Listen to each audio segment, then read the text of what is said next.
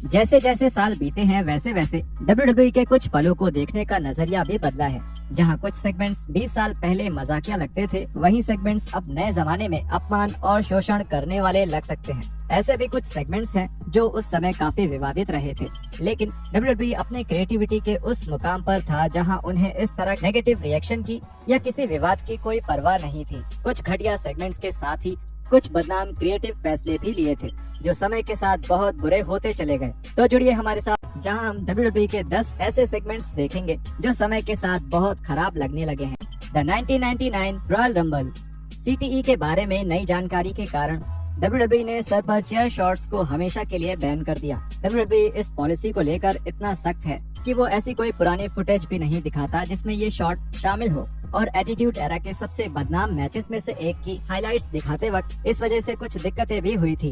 1999 के royal rumble match में the rock और मैनकाइंड का सामना एक आई क्विट मैच में हुआ था, और उस मैच में द रॉक का बार बार मैनकाइंड के सर पर जोरदार चेयर शॉट्स मारना देखने में बहुत खतरनाक लग रहा था।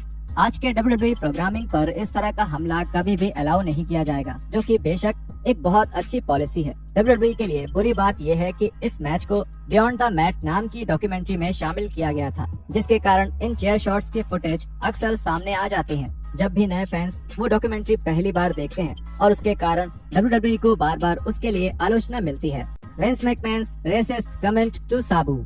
WWE के इस्लामिक देशों के साथ संबंध के बारे में दुनिया को अच्छे से पता है, लेकिन अगर वो विंस मैकमैन का ये एक क्लिप देख लेंगे तो उनके मन में कई सवाल उठेंगे। 2007 में नए ECW के दौरान मैकमैन ने ECW के आइकन साबू के साथ बैक स्टेज पे एक बदनाम मुलाकात करी थी। उस मुलाकात के बाद फैंस बिल्कुल हैरान रह गए थे। मैकमैन ने साबू से मिलकर कुछ ऐसा कहा था, हे भगवान, मैं पागल हो जाऊंगा, मुझे लगा मैं टेक्सास में हूँ, लेकिन मैं टेक्सास में नहीं, मैं तो अफगानिस्तान में हूँ। लड़को, ये देखो, यहाँ तालिबान का एक आदमी मौजूद है।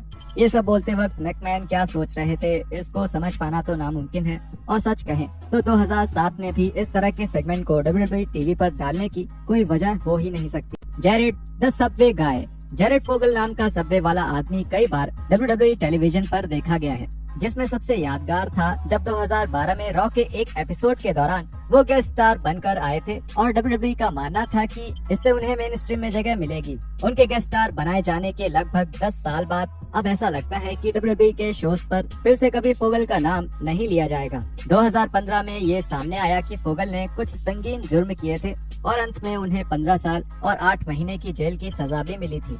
अगर आपको नहीं पता कि वो कौन से जुर्म थे, तो इस आदमी का नाम इंटरनेट पर ढूंढिए। WWE ने बहुत चालाकी से खुद को फोगल से पूरी तरह अलग कर लिया है, और अगर आप WWE नेटवर्क पर जाकर उसका नाम सर्च करेंगे तब भी आपको कुछ नहीं मिलेगा, और फोगल जैसे घिनौने आदमी के साथ बिल्कुल ऐसा ही होना चाहिए। जिंदर महल्स रेसिज्म। WWE का हर वो पल जो समय बीतने के साथ बुरा लगने लगा, जरूरी नहीं कि वो सभी दशकों पहले ही हुए हों। ऐसा ही एक बदनाम सेगमेंट 2017 में हुआ था, और इसमें जिंदर महल ने मॉडर्न एरा के सबसे विवादित और चर्चित सेगमेंट में हिस्सा लिया था।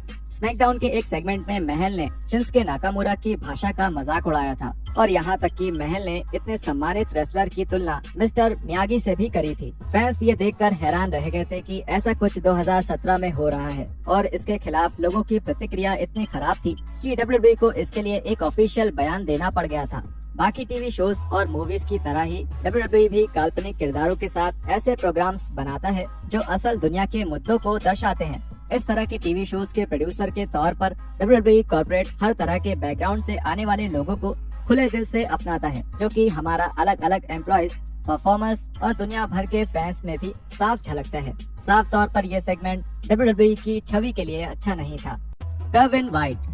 WWE में ऐसे कुछ किरदार और गिमिक्स रहे हैं जो समय के साथ बुरे लगने लगे हैं, और ऐसा ही एक गिमिक था केविन वाइट। 2005 में WWE ने चावो गुरेरो को केविन वाइट के नाम से इंट्रोड्यूस किया। इस किरदार के लिए गुरेरो ने अपने बाल ब्लॉन्ड करे थे और अपनी स्पेनिश विरासत को भी छोड़ दिया था। इस किरदार के ज्यादातर कंटेंट ने कई हदें पार करी थी, खास करके प्रोमोस के दौरान।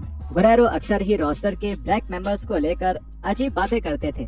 ये गिमिक वैसे भी बहुत खराब था, और ये कामयाब भी नहीं हो पाया क्योंकि फैंस को इसे टीवी पर देखने में कोई दिलचस्पी नहीं थी। ये किरदार उस हद तक जा चुका था कि गुरेरो एक सफेद शीट पहनकर रिंग में जाने वाले थे, और ये दिखाने वाले थे कि वो कू क्लक्स क्लैन का हिस्सा थे। अच्छा हुआ कि इस आइडिया को कभी अंजाम नहीं दिया गया।